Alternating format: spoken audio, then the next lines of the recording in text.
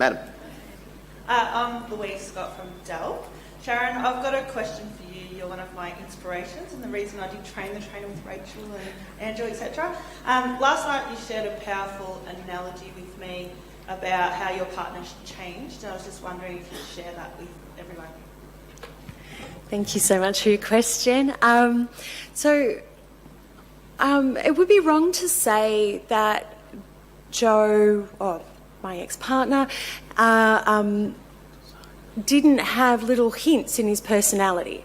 But I use the analogy of a big yellow school bus. So when you're driving next to a bus, it's indicating properly, it's changing lanes properly, that's the behaviour of the bus. So you assume that the person driving the bus is a good person. Yeah, he's a really, really good person. He was doing what he was supposed to do.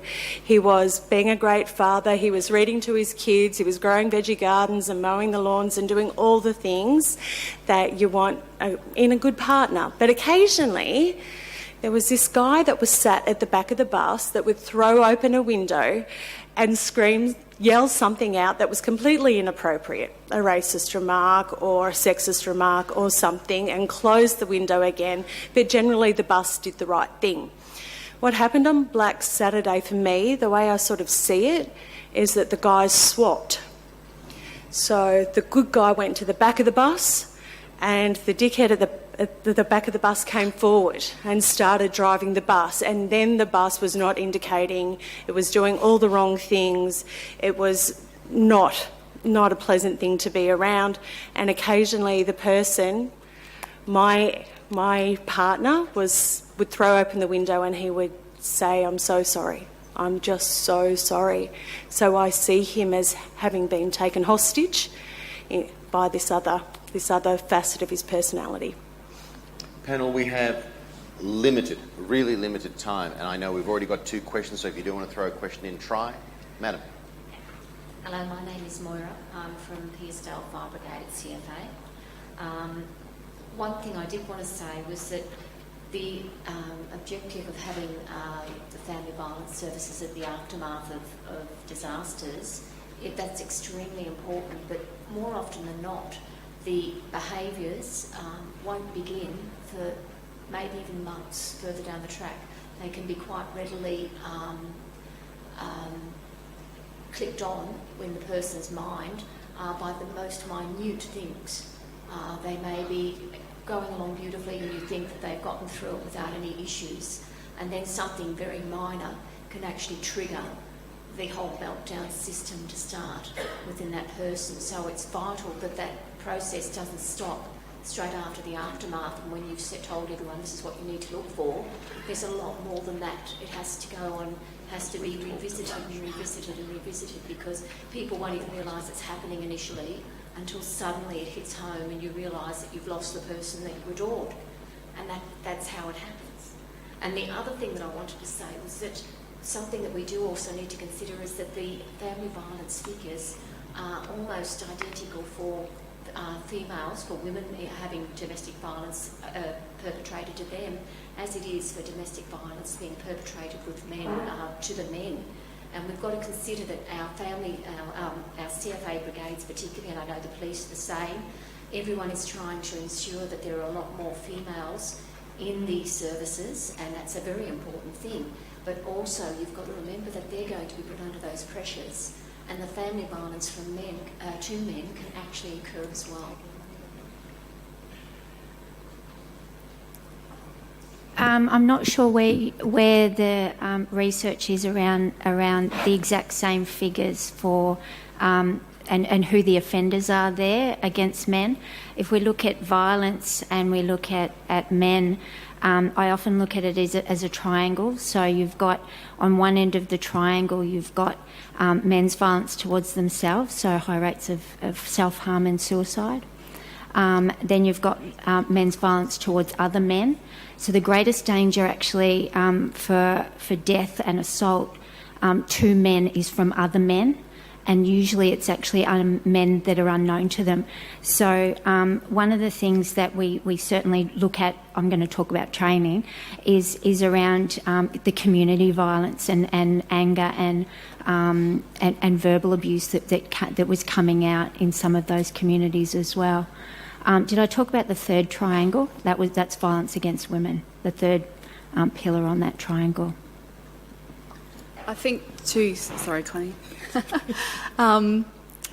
while for a proportion of women the family violence will occur down the track, 1 in 4 women will be experiencing family violence at the time of the disaster. So whether it's something that the community is aware of or first responders are aware of, having specialist family violence services around at that time will speak directly to those women. I think it's also really important that the community becomes aware of the resources available. So not only women who may experience family violence down the line, but their friends and family, so that so people know what's available and can access that service at the time that's needed.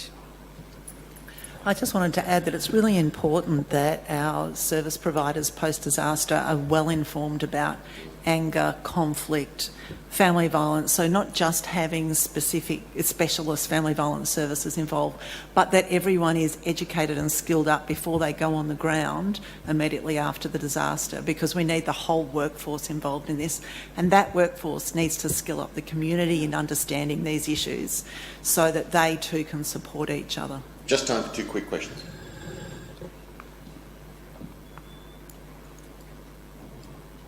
We will take it from Sharon first. Hi, I'm Sharon from Hoedt, Victoria. Firstly, Sharon, thank you for sharing. And I think an indictment of how powerful your speech was. No one was texting or looking at their iPhones when you were talking. I come from Hoedt, Victoria. We also have Senior Rights Victoria.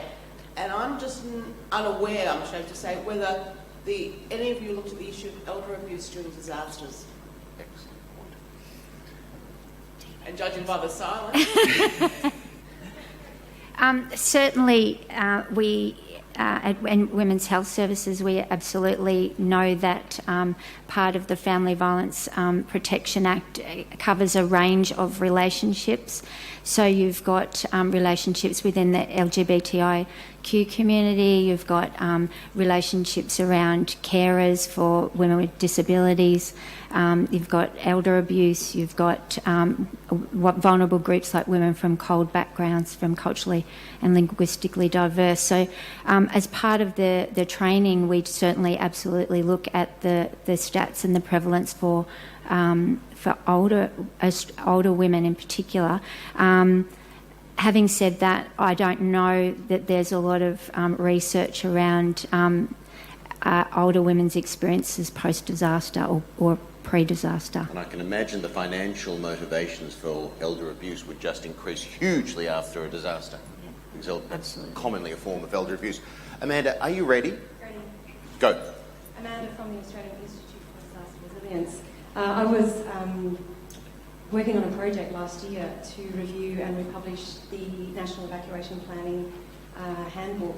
And as we do, we call on experts to assist us in that. And we called upon Dr. Deborah Parkinson from GADPOD to assist us in providing some advice about some gender issues in evacuation planning, and we got some fantastic feedback.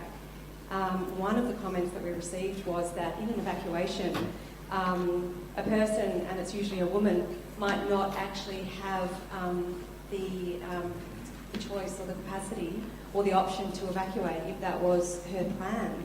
And for us to consider that in providing guidelines around evacuation planning.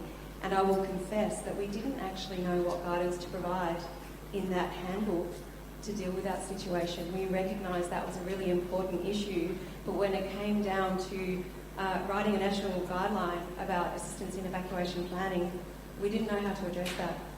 I just wondered if you've got any thoughts about what we might do next time. I think it's really critical in that we're looking again at at-risk communities and making sure that you're skilling up those communities to understand what the issues may be. If you think of community-led recovery, but equipping people for recovery in that sort of mitigation phase, those communities need to be made aware that family violence is likely to increase post-disaster, and that it exists now, and that all of that conflict that will occur within families is occurring now and will increase, and give them the support and go through processes to ensure that they understand what to do and how to seek help with that. And I'd like to add that I think there's a role there for specialist family violence services to do some dual planning around family violence safety planning and emergency safety planning.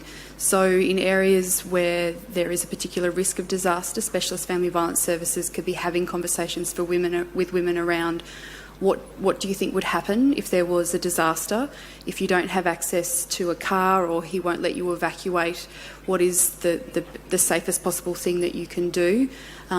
Is there any way that you could have a secret mobile phone stashed somewhere that might be useful to you in an emergency, that you can call someone else to come if that's an option?